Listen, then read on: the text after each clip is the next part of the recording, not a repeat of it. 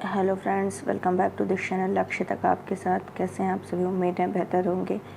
आज 20 सितंबर 2022 है, तो आज के जितने भी इम्पोर्टेंट क्वेश्चंस बनते हैं वो सारे हम लोग डिस्कस करने वाले हैं। वैसे आज का सेशन बहुत ही इम्पोर्टेंट है, सारे क्वेश्चंस बहुत ही सिलेक्टिव हैं, तो वीडियो बिल्कुल भी स्किप मत करिएगा। इसको देखते रहिए और पेन कॉपी लेकर के बैठिए, नोट डाउन करते रहिए ताकि रिवीजन टाइम में आपको हेल्पफुल हो सके। चलिए सेशन को स्टार्ट करते हैं। जैसा कि आज का थंबनेल आप देख रहे होंगे, तो इसको चलिए हम लोग डिस्कस कर लेते हैं। लेकिन पहले आज का मोटिवेशन कोड दिखता है, उसके बाद डिस्कस करते हैं। लेकिन गाइस, पहले आप लोग क्या करते हैं, लाइक करना भूल जाते हैं, तो प्लीज़ लाइक कर दिया करिए। एक लाइक में कुछ नहीं जाता है, लाइक करिए। और जो नए हैं व्यूवर्स हैं, देख रहे हैं, तो प्लीज़ सब्सक्राइब कर दिया करिए। चलिए देख लेते हैं आज का मोटिवेशन कोड क्या है, आगे फिर कंटिन्यू करते हैं। फिर से प्रयास करने से मत घबराना, क्योंकि इस बार शुरुआत शून्य से नहीं, अनुभव से होगी। तो हार बिल्कुल मत मानिए, हमेशा ट्राई करते रहिए। और क्योंकि आप एक बार चीज़ों को देख चुके हो, परख चुके हो, तो आपकी शुरुआत अब स्टार्टिंग से नहीं हो रही है, तो किससे हो रही है? अनुभव से हो रही है। अब आपको एक्सपीरियंस हो चुका है, तो उससे होगी। तो इसलिए सफलता के चांसेस बढ़ जाते हैं। तो कभी भी घबराइए नहीं प्रयास करने से, हमेशा लगातार कंटिन्यूअसली क्या है, ट्राई करते रहिए। चलिए आज का सेशन देखते हैं कितना इम्पोर्टेंट है आपके लिए। फर्स्ट क्वेश्चन है कि 18 सितंबर 2022 को किसने अपना पहला Durand cup football tournament. 1 minute, मैंने कहा था पहले इस पर डिस्कस कर लेते हैं जो आज का थंबनेल है। तो थंबनेल जो गाइज है कि जैसा कि अभी आपने देखा, मैं ऊपर ले जाती हूँ, दिखाती हूँ। इसमें ये जो चंडीगढ़ यूनिवर्सिटी के बारे में बताया गया है। यहाँ पर एक छात्रा है जो अपनी ही हॉस्टल की लड़कियों को, मतलब एक लड़की ही है, और उसने अपने हॉस्टल की लड़कियों का क्या किया है, वीडियो बना करके नहाते टाइम आपत्तिजनक वीडियो बनाया, और उसी का कोई फ्रेंड था जो शिमला में रहता था, उसी को भेज दिया और उसने ये वीडियो लीक कर दिया। तो ये वीडियो जो है वायरल हो गया इसी को लेकर के, और टोटल 60 लड़कियों के वीडियो लीक हुए हैं। तो इसी को लेकर के ये बहुत ही ज़्यादा चर्चा में बना हुआ है। वैसे जो पुलिस है उसका ये कहना है कि एक भी वीडियो लीक नहीं हुआ है, लेकिन अगर लीक नहीं हुआ तो ये भी एक तरफ दावा किया जा रहा है कि वीडियो लीक होने से ही परेशान होकर के 8 लड़कियों ने आत्महत्या करने की कोशिश की है। लेकिन पुलिस ने कहा कि एक भी लड़की ने आत्महत्या की कोशिश नहीं की है। तो इस तरह की बातें चल रही हैं। एक जगह कहा जा रहा है कि लीक हुआ है, दूसरी तरफ कहा जा रहा है नहीं, ऐसा कुछ नहीं है। लेकिन एक तरफ एक वीडियो और वायरल हुआ है जिसमें ये एक यूनिवर्सिटी की वार्डन है, वो उसी छात्रा को फटकार लगा रही है, डांट रही है कि तुमने आखिर ये वीडियो मतलब वीडियो की बात कर रही थी, धमकी कि उसके ने वीडियो इस हालत में क्यों बनाए और अब क्यों उसको भेजा, इस तरीके से पूछा जा रहा है। तो अगर इस तरीके से ये सारी बात निराधार हैं, ऐसा कैसे माना जा सकता है? वहीं पंजाब महिला आयोग की टीम, मोहाली के कलेक्टर, स्टूडेंट वेलफेयर के अध्यक्ष, इन सभी ने यही बात कहा कि कोई भी वीडियो लीक नहीं हुआ, लेकिन फिर भी जांच की प्रक्रिया चालू है। तो ये मैंने आपको बता दिया जो है पूरा मैटर था। बाकी चलते हैं, पहला क्वेश्चन आज का देख लेते हैं क्या कह रहा है। 18 सितंबर 2022 को किसने अपना पहला डूरंड कप फुटबॉल टूर्नामेंट खिताब जीता है? तो किसने जीता है ये पहला डूरंड कप जो फुटबॉल, ये पहले तो आपको ये ध्यान रखना है कि डूरंड कप जो है फुटबॉल किससे संबंधित है? फुटबॉल से संबंधित है। और ये एशिया का सबसे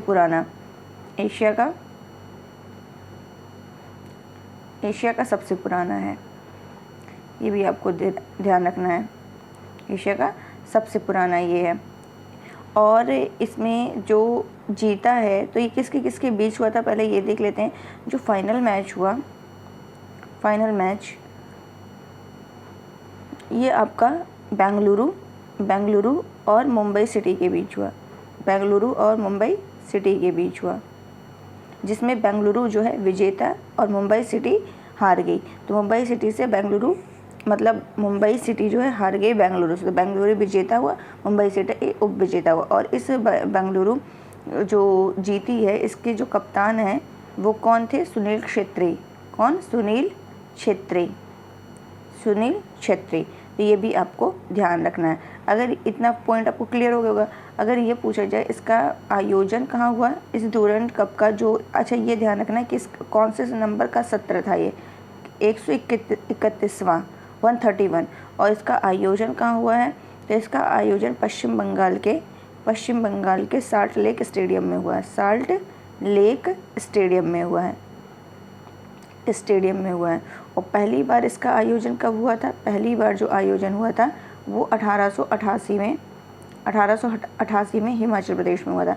अब यहाँ से संबंधित जितने भी क्वेश्चन बनने थे मैंने आपको बता दिया है, और कहीं से भी क्वेश्चन आए गलत नहीं होगा, तो इस पर स्टार बनाइए और नोट कर लीजिए इस क्वेश्चन को। सेकंड क्वेश्चन आपका क्या कह रहा है कि भारतीय मीडिया की सुर्खियों में रहे नामीबिया। मोस्ट इंपॉर्टेंट क्वेश्चन, ये क्वेश्चन तो 100% किसी न किसी एंगल से ये पूछा ही जाएगा, इसीलिए इससे संबंधित जितने भी क्वेश्चन हैं, जितने बन सकते हैं, वो सारे आपके सामने दिखा दिए गए हैं। तो इसको बिल्कुल नोट डाउन करिएगा, हर पॉइंट को करिएगा, और जहाँ लिखे रहे हैं उसी को एक साथ लिखिएगा। क्या कह रहा है? भारतीय मीडिया की सुर्खियों में रहे नामीबिया। अभी आपको लोकेशन में दिखाएंगे नामीबिया कहाँ है, ठीक है। ओबान, फ्रेडी, सावन्ना, आशा, सिबली, सैसा, साशा क्या है? तो ये क्या है? चीतों के नाम है। क्या है? चीतों के नाम है। जैसे मैं यहाँ एक बना दे रही हूँ, क्योंकि अभी जब नीचे जाऊँगी अभी बहुत अच्छे से नहीं बनेगा। ये है अफ्रीका। क्या है ये? एक मिनट, यहाँ लिख दे रही हूँ, ये है अफ्रीका। ये क्या है आपका? एक मिनट, अफ्रीका। ये अफ्रीका आपको दिख रहा होगा, ठीक।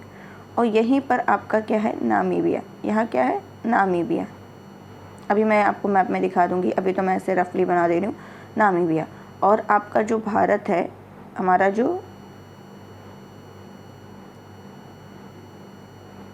ये जो भारत है, ठीक से नहीं बना है क्योंकि ये पेन यहाँ का यूज़ नहीं हो पा रहा है, बस आपको बस जानना है कहाँ पे क्या लोकेशन है। ये मध्य प्रदेश है, ये मध्य प्रदेश है। और मध्य प्रदेश के कूनो में ही क्या किया गया है? मध्य प्रदेश के कूनो नेशनल पार्क में क्या किया गया है? नामीबिया से क्या गया है? क्या गया है? ये चीते गए हैं। ये 8 चीते गए हैं। आपको पता ही है कि 8 चीते गए हैं। तो इन 8 चीतों में ये किससे गए हैं? तो ये एक जो विमान है बोइंग 747, बोइंग 747 से ये गए हैं। तो ये भी आपको ध्यान रखना सारे पॉइंट कि ये 7 के नाम लिख लीजिए। एमपी के कूनो नेशनल पार्क में गए हैं। कहाँ से गए हैं 8 चीते? अभी हाल ही में नामीबिया में गए हैं। कब गए हैं? 17 सितंबर को गए हैं। 17 सितंबर को क्यों गए हैं? क्योंकि इसी दिन क्या था? मोदी जी का बर्थडे था। तो ये सब मैंने आपको बता दिया है। तो 7 चीतों के नाम तो नाम, और ये 7 चीते यहाँ पे दिए हैं। 1 हो गया, 2 हो गया, 3 हो गया, 4, 5, 6, 7। मैंने कहा 8 चीते आए और 7 के नाम यहाँ लिखे। तो 8वां चीता का क्या नाम था? क्यों वो नहीं दिया है 8वां चीता? तो 8वें चीते का नाम इसलिए नहीं दिया गया क्योंकि इसके चीते का नाम रखा है कौन? भारत के द्वारा रखा गया। 8वें चीते का नाम भारत ने दिया है और उसका नाम रखा है आशा। क्या रखा है? आशा।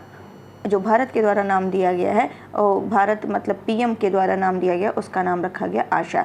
तो फिर से बता रही हूँ, ओबान, फ्रेडी, सावन्ना, आशा, सिबली, सैसा और साशा। तो ये आपको ध्यान रखना है। सारा आपको क्लियर हो गया कि इस किसके नाम है?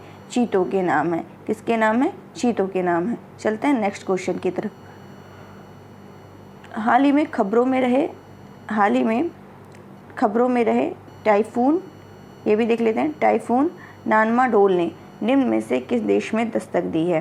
हाल ही में खबरों में रहे टाइफून नानमाडोल ने किस देश में क्या दी है? दस्तक दी है। तो ये ध्यान रखना है कि नानमाडोल है क्या? तो नानमाडोल क्या है? एक तूफान का नाम है। नानमाडोल क्या है? एक तूफान का नाम है। और ये जो तूफान है ये किस तरह का है? उष्णकटिबंधीय तूफान है। उष्णकटिबंधीय। तो ये भी ध्यान रखना है आपको कि ये कैसा है? उष्णकटिबंधीय तूफान है। जो कहाँ पर दस्तक दिया है? जापान में दिया है। अभी ये किसकी तरफ बढ़ रहा है? जापान का। ये अभी किस जगह बढ़ रहा है? ये जो है ये तूफान ये किस जगह इस समय बढ़ रहा है? तो ये क्यूशू क्षेत्र है, वहाँ पर क्यूशू क्षेत्र है, वहाँ पर ये बढ़ रहा है। तो ये आपको ध्यान रखना है। ये जो है नानमाडोल जो है ये जापान के क्यूशू में क्षेत्र में प्रवेश कर रहा है। और ये क्या है? एक तूफान नाम है। इसको क्या? सुपर टाइफून भी कहा गया है। क्या कहा गया? सुपर टाइफून भी कहा गया है। सुपर टाइफून भी कहा गया है। क्लियर? और इसकी जो स्पीड है वो 240 किलोमीटर प्रति घंटे 240 किलोमीटर प्रति घंटे की इसकी क्या है? स्पीड है। अभी ये क्यूशू द्वीप के क्षेत्र की ओर बढ़ रहा है। और ये माना गया है कि ये जो तूफान आया है नानमाडोल, ये दुनिया का सेकंड सबसे शक्तिशाली तूफान है। सबसे शक्तिशाली तूफान है, दुनिया का सेकंड सबसे शक्तिशाली तूफान है। तो ये भी आपको ध्यान रखना है। अभी मैंने बताया कि ये नार्माडोल जो है, ये जो तूफान है, ये उष्णकटिबंधीय तूफान है। तो उष्णकटिबंधीय तूफान, तो ये उष्णकटिबंधीय चक्रवात जो है, ये भूमध्य रेखा से, ये भूमध्य रेखा होती है और इधर भूमध्य रेखा और इधर यानी 5 डिग्री ऊपर और 5 डिग्री।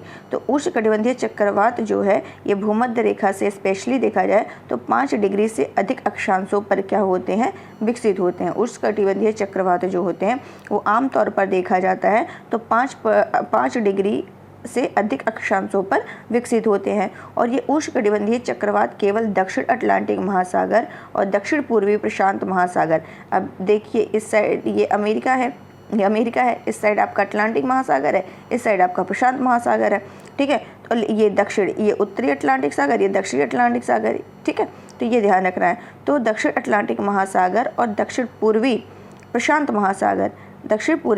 महासागर यहाँ पर इनको छोड़ करके दुनिया के महासागरों पर ही बन सकते हैं, जहाँ समुद्र की सतह का जो ठंडा तापमान है और ऊर्ध्वाधर पवन है, कैसा है, ऊर्ध्वाधर पवन है, इनके कारण एक उष्णकटिबंधीय चक्रवात यहाँ कभी नहीं बन पाता है। तो ये भी आपको ध्यान रखना है।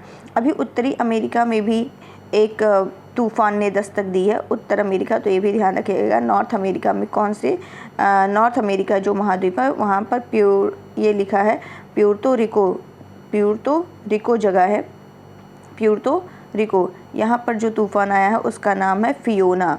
क्या नाम है, फियोना। तो ये भी आपको ध्यान रखना है। चलते हैं नेक्स्ट क्वेश्चन की तरफ। प्रतिवर्ष बांस दिवस कब मनाया जाता है? प्रतिवर्ष विश्व बांस दिवस कब मनाया जाता है? ये इंपॉर्टेंट क्वेश्चन है। प्रतिवर्ष बांस दिवस जो है ये 18 सितंबर को मनाया जाता है। कब मनाया जाता है? 18 सितंबर को मनाया जाता है।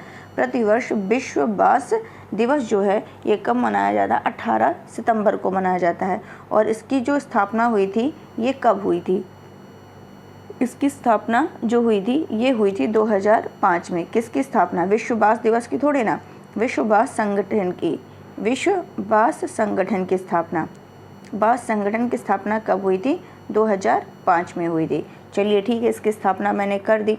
इसका हेडक्वार्टर की बात किया जाए कि ये विश्व बांस संगठन के हेडक्वार्टर जो है ये कहाँ पे है? तो बेल्जियम के एंटवर्प में है। बेल्जियम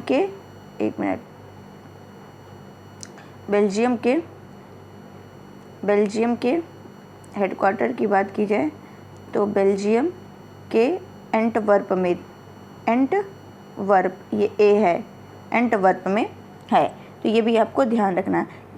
इसकी घोषणा कब हुई? 2002 में हुई। इसकी घोषणा, विश्व बांस दिवस की घोषणा 2002 में होती है। कब होती है? 2002 में। तो 2002 में थाईलैंड के बैंकॉक में बैठक होती है, उसी में इसकी घोषणा की गई थी कि अब क्या होगा, विश्व बांस दिवस सेलिब्रेट होगा। चलिए ठीक है, ये 18 सितंबर को मनाया जाता है, ये ध्यान रखिएगा, इस पर मत ध्यान दीजिएगा, ये थोड़ा सा रॉन्ग हो गया। 18 सितंबर को होता है।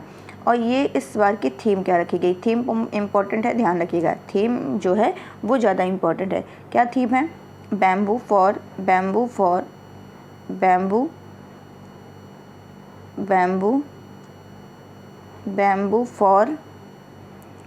ग्रीन एंड, मैं ऊपर लिख दे रही हूँ, bamboo for green and sustainable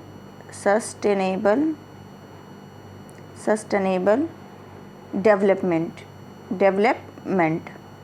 फिर से मैं बता रही हूँ क्या थीम रखी गई है? Bamboo for green and sustainable development. तो ये आपको ध्यान रखना है। इसी से संबंधित एक राजस्थान में प्रोजेक्ट स्टार्ट किया गया था, राजस्थान में बांस से संबंधित, जिसका नाम था प्रोजेक्ट बोल्ड। क्या नाम था? प्रोजेक्ट बोल्ड, जो किससे संबंधित है? बांस से संबंधित है और राजस्थान में स्टार्ट किया गया था। नेक्स्ट क्वेश्चन चलते हैं। हमारा एक टेलीग्राम चैनल है, जा करके वो भी आप लोग ज्वाइन कर सकते हैं। वहाँ कुछ क्वेश्चन शेयर किए जाते हैं ताकि आप उसकी प्रैक्टिस कर सको। तो उसको जा करके, जो नहीं ज्वाइन किया है, जा करके ज्वाइन कर लीजिए आपके लिए। और ये PDF भी वहीं शेयर की जाती है, तो PDF आपको मिल जाएगी। सेकंड थिंग, जिसे हमारे इंस्टाग्राम से जुड़ना है वो भी जुड़ सकता है।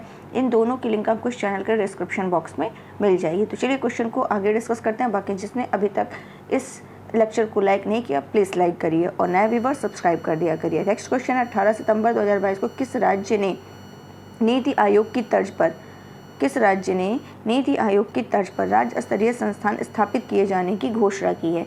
तो वो कौन है? महाराष्ट्र है। कौन है? महाराष्ट्र। किसके द्वारा किया गया है? महाराष्ट्र के द्वारा ये किया गया है। चलिए और भी आगे देख लेते हैं कि क्या है। महाराष्ट्र ने तो कर दिया, तो महाराष्ट्र के सीएम क्या हैं? ये भी लगे हाथ आपको पता होना चाहिए, एकनाथ शिंदे हैं। कौन है? एकनाथ शिंदे हैं। एकनाथ शिंदे। क्लियर? अब महाराष्ट्र की बात हो रही है।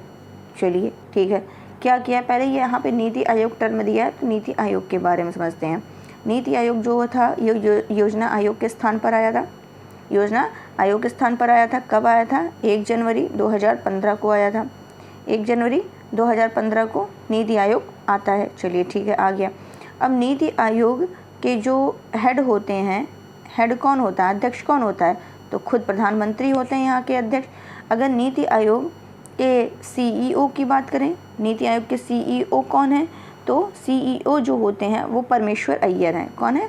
परमेश्वर अय्यर। ये भी ध्यान रखिएगा क्योंकि नई नियुक्ति है तो इम्पोर्टेंट है आपके एग्ज़ाम के लिए। परमेश्वर अय्यर हैं यहाँ के सीईओ। और अगर बात करें कि नीति आयोग जो है ये किस सिद्धांत पर कार्य करता है, तो सहकारी संघवाद पर काम करता है। ये सहकारी संघवाद पर कार्य करता है। सहकारी संघवाद पर कार्य करता है, तो ये भी आपको ध्यान रखना है। बाकी ये तो मैंने बता दिया कि किस राज्य ने नीति आयोग की तर्ज पर राज्य स्तरीय संस्थान स्थापित किए जाने की घोषणा की है, दैट इज़ महाराष्ट्र। चलिए नेक्स्ट क्वेश्चन क्या कह रहा है? जैव विविधता के संदर्भ में धारीदार केश, स्ट्रिप्ड हेयर स्ट्रेक, मायावी राजकुमार, शिरा परक पामर और चित्तीदार। फिर से पढ़ रही हूँ नाम, ध्यान से सुनिएगा। क्या कह रहा है कि जैव विविधता के संदर्भ में धारीदार केश, मायावी राजकुमार, शिरा परक पामर और चित्तीदार। चित्तीदार क्या? आगे देखते हैं।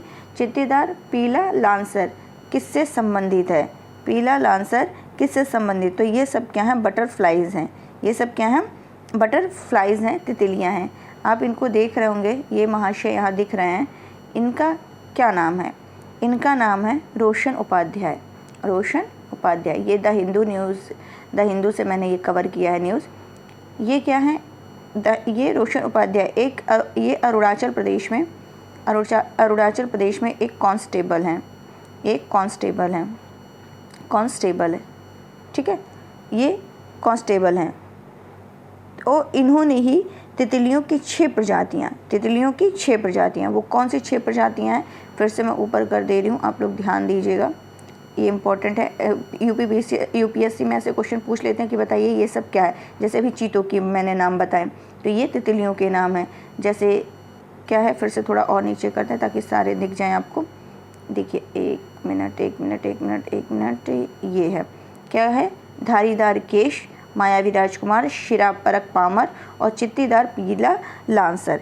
ये तो इन 6 प्रजातियों में जो बिना धब्बे वाली प्रजातियां हैं, बिना धब्बे वाली, ये तो चित्तीदार हैं, तो बिना धब्बे वाली जो प्रजातियां हैं, ठीक है, वो और एक ड्रैगन फ्लाई एट्राटोथेमिस रिलसी, ठीक है, ये जो है ये इन्हीं को खोजा है, जो भारत के लिए नहीं थी। और जिन तितलियों का दस्तावेजीकरण किया उनमें से जो धारीदार केश वाले हैं, धारीदार स्पॉटेड जो हैं, ठीक है, स्पॉटेड जो हैं, और मायावी राजकुमार और जो ये वाला है, ठीक है, ये भारत के लिए नए थे। जबकि जो शिरा परक है, शिरा परक अभी ये वाला जो शिरा परक है और धब्बेदार पीले लांसर, ये वाले जो हैं, ये कहाँ? ये अरुणाचल प्रदेश से किए गए हैं। कहाँ से?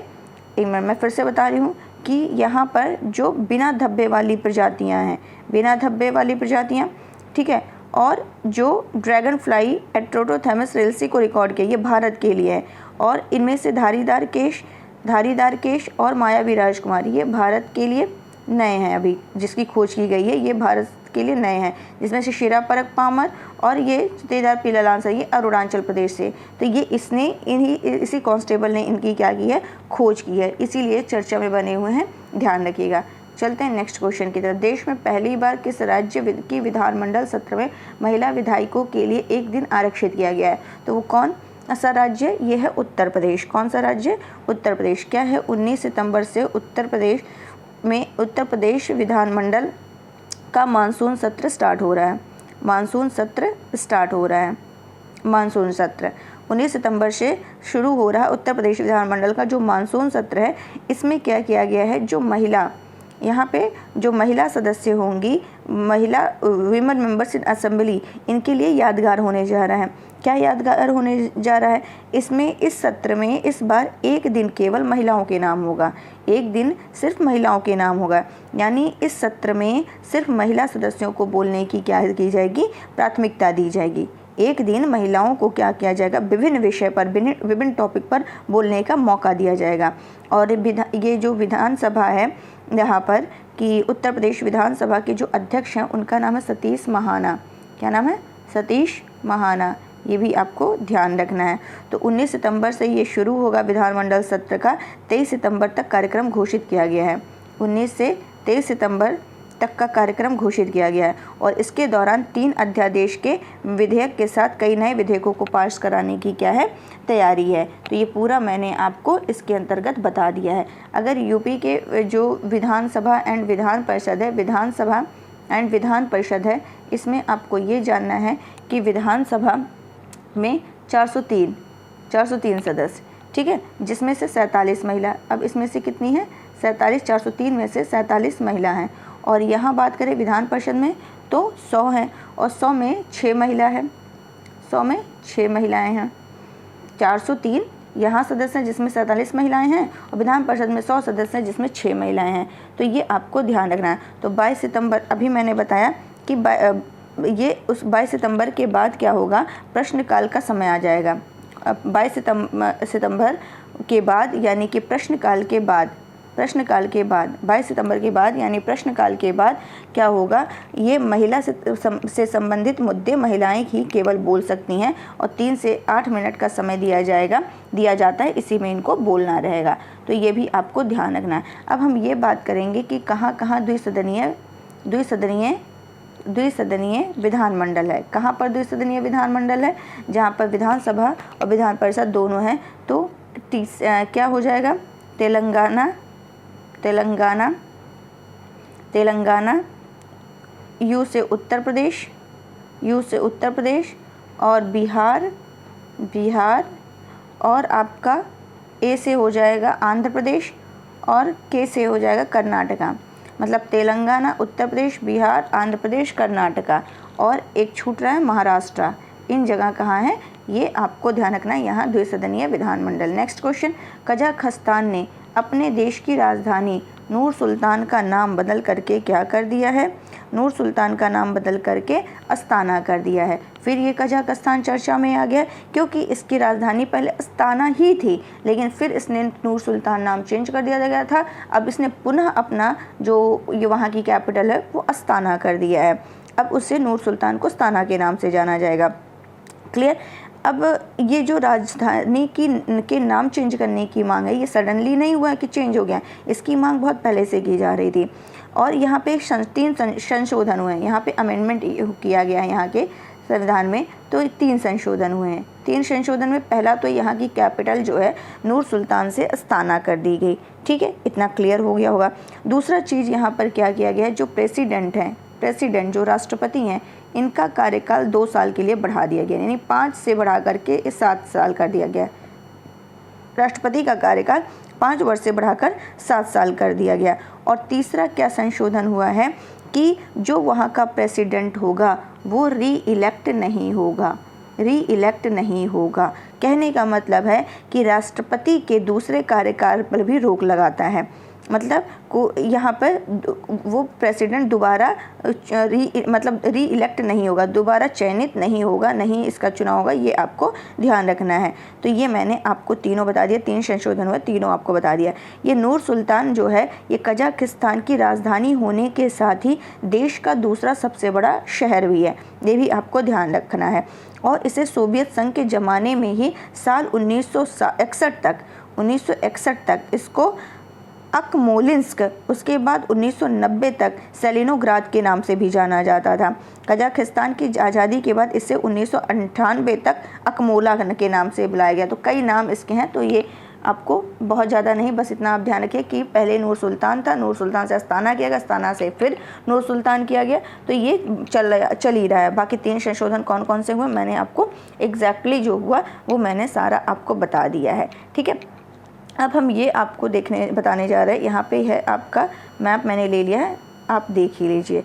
ये है आपका कजाकिस्तान, ये आपको पूरा दिख रहा है, ये यहाँ से ऐसे ले करके ये पूरा, ये देखिए ये आपका कजाकिस्तान कर रहा है। और कजाकिस्तान की राजधानी आपको पता ही हो गई कि अभी क्या कर दिया गया, नूर सुल्तान से अस्ताना कर दिया गया है। आई थिंक इतना क्लियर हो गया होगा। और यहाँ देख लीजिए, इसी के जस्ट नीचे उज्बेकिस्तान एक साइड है और इसी के मतलब किर्गिस्तान है, ठीक है। और इस साइड उज्बेकिस्तान के नीचे तुर्कमेनिस्तान है और इधर देखिए किर्गिस्तान के नीचे ताजिकिस्तान है। तो ये देखिए आपने देख लिया होगा। चलते हैं और देख लेते हैं क्वेश्चन कि यहाँ पर जो है कि एक सागर है, एक सागर है जिसका नाम है अरल सागर। क्या है? अरल सागर।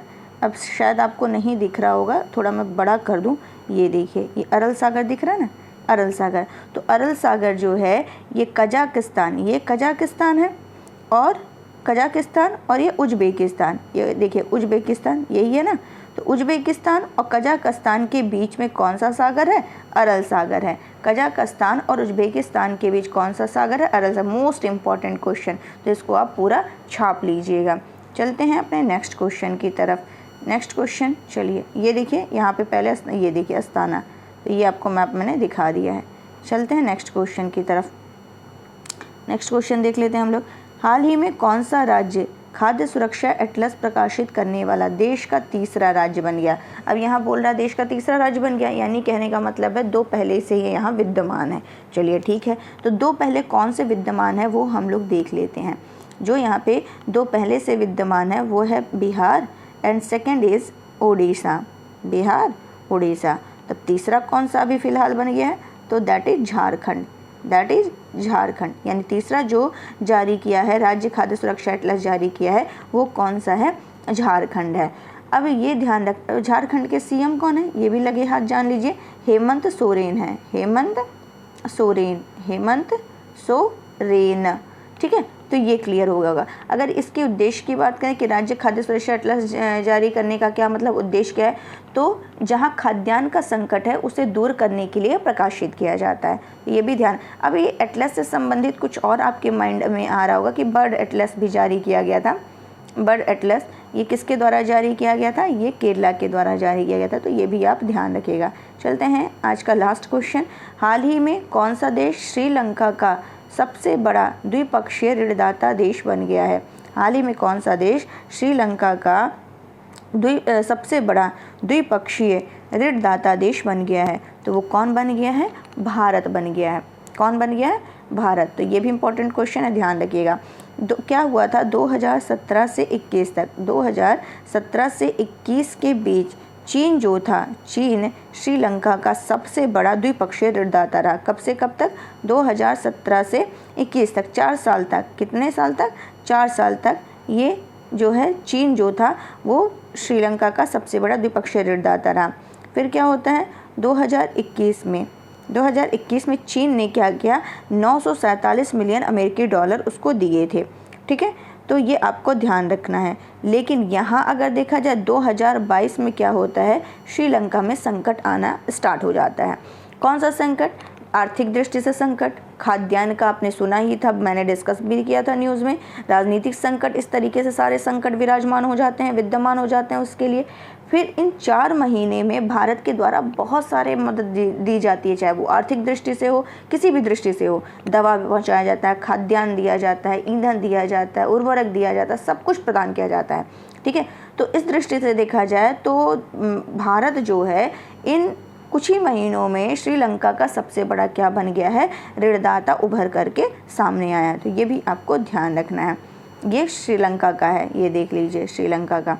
चलते हैं अब हम लोग कल का रिवीजन फटाफट करते हैं। हाल ही में किसने ग्रीन फिंस हब लॉन्च किया है? यूएनईपी, संयुक्त राष्ट्र पर्यावरण कार्यक्रम, जिसका मैंने बताया था स्थापना 5 जून 1972 को हुई थी। कल ही मैंने डिस्कस किया था। प्रतिवर्ष अंतर्राष्ट्रीय लोकतंत्र दिवस कब मनाते हैं? 15 सितंबर को मनाते हैं। और विश्व बाघ दिवस की बात करें तो 18 सितंबर को मनाया जाता है। और 15 सितंबर को एक इंजीनियर डे भी यानी अभियंता दिवस में मनाया जाता है। सितंबर 2022 में किस भारतीय को फ्रांस के सर्वोच्च नागरिक पुरस्कार knight of the legion of honour से सम्मानित किया गया? तो वो कौन है? डॉक्टर स्वाति पीरामल है। और किसको? शशि थरूर को भी दिया गया था, ये भी ध्यान रखिएगा। नेक्स्ट क्वेश्चन, भारत की पहली सेमीकंडक्टर प्रोडक्शन फैक्ट्री किस राज्य में स्थापित की जाएगी? गुजरात में।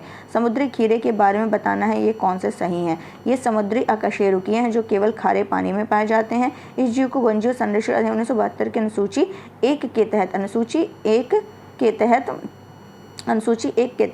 सूचीबद्ध किया गया था। ब्राउन सी कुकुम्बर को IUCN के संकटग्रस्त के रूप में सूचीबद्ध किया गया। तो यहाँ पे तीनों स्टेटमेंट सही हैं। किसने नई दिल्ली में राष्ट्रीय लॉजिस्टिक नीति का शुभारंभ किया? तो नरेंद्र मोदी ने किया। 7वें पूर्वी आर्थिक मंच की मेजबानी रशिया के द्वारा की गई है। किसे भारत का पहला स्वच्छ सुजल घोषित किया गया है? अंडमान निकोबार को। देश की पहली डिजिटल एड्रेसिटी होगी? इंदौर होगी। ऑपरेशन ऑक्टोपस चलाया गया, किससे संबंधित है? नक्सल मुक्त क्षेत्र बनाने के लिए संबंधित है। तो आज का जो न्यूज़ में था वो मैंने आपको बता ही दिया। नामीबिया दिखाना था। नामीबिया वैसे मैंने बना दिया था, बट आप यहाँ देख लीजिए, ये है नामीबिया। ये देखिए, ये है नामीबिया, ये है बोत्सवाना, ये है साउथ अमेरिका। ये जब अफ्रीका का मैप पढ़ाई थी, लेक्चर बनाई थी, तो मैंने वहाँ पे सारा लोकेशन बहुत ही क्लियर किया था। ठीक है, ये देखिए नामीबिया से जा रही है यहाँ से। ठीक है, ये साउथ अमेरिका, ये आपका क्या हो गया साउथ अमेरिका, ये आपका मोजाम्बिक है, यहाँ पर मेडागास्कर है। तो इसी नामीबिया से हो करके ही क्या गया है, जो चीता लाया गया है नामीबिया से, यहीं से उठाया गया है और यहाँ इंडिया के मध्य प्रदेश में से लाया गया है। तो ये मैंने पूरा आपको बता दिया। तो चलिए आज के लिए बस इतना ही रखते हैं। उम्मीद है आपको ये सेशन अच्छा लगा होगा, पसंद आया होगा। तो प्लीज़ गाइज इसको ज़्यादा से ज़्यादा लाइक करिए, शेयर करिए, सब्सक्राइब करना बिल्कुल मत भूलिए। आप लोग प्लीज़ सपोर्ट करिए, सपोर्ट बनाए रखिए, ताकि मुझे मेहनत करने में कोई भी प्रॉब्लम ना हो। अगर आप थोड़ा सा हेल्प करेंगे तो मुझे भी कोई दिक्कत नहीं है आपके लिए हर तरह से लेक्चर लाने में। तो चलिए आज के लिए बस इतना ही रखते हैं और उम्मीद है कि आप इसको शेयर ज़रूर करेंगे, लाइक भी करेंगे और सब्सक्राइब भी करेंगे। तो आज के लिए इतना ही रखते हैं, कल फिर नए सेशन के साथ मिलते हैं। Thank you so much.